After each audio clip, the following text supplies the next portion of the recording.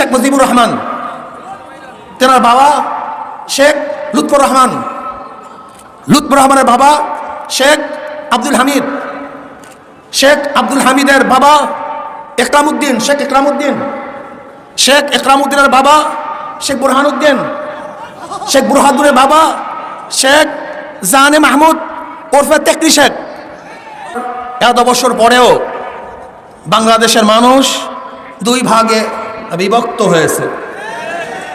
এক, ইসলাম ইসলামপন্থী, দুই, নাস্তিক নাস্তিকপন্থী। ইসলাম ইসলামপন্থী, নাস্তিক নাস্তিকপন্থী। ইসলামপন্থীরা মনে করে শাহাদাত স্থপতি বঙ্গবন্ধু শেখ মুজিবুর রহমান একজন মুসলমান, ইসলামের জন্য কাজ করেছেন। আর নাস্তিকপন্থীরা মনে করে শেখ সাহেব একজন সেকুলার নাস্তিক কমিউনিস্ট, তিনি ইসলামের বিপক্ষে কাজ করেছেন। এখন কাদের দাবি সত্য, কাদের দাবি মিথ্যে, এটা প্রমাণ করতে হবে। প্রথম শেখ সাহেবকে,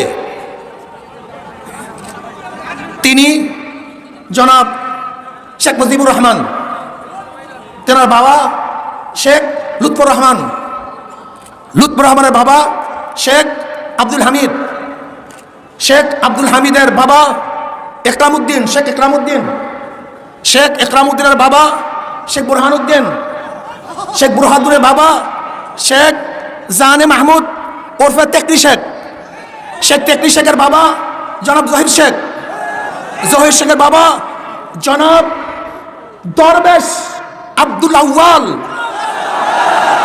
যিনি 1463 ঈসাই সালে এই বাংলাদেশে এসেছিলেন ইরাক থেকে ধর্ম প্রচার করার জন্য।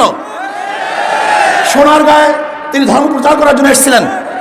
তেনার পূর্বপুরুষ সোনারগাঁয় শেখ আব্দুল আউয়াল, যিনি ইরাক থেকে এসেছিলেন, তিনি বাইজিদ বুস্তামি রহমতুল্লাহ আলাইহির একজন শাগরেদ ছিলেন।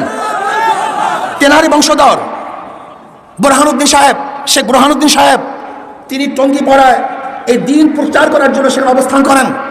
সেখানেই তিনি দিন প্রচার করেন।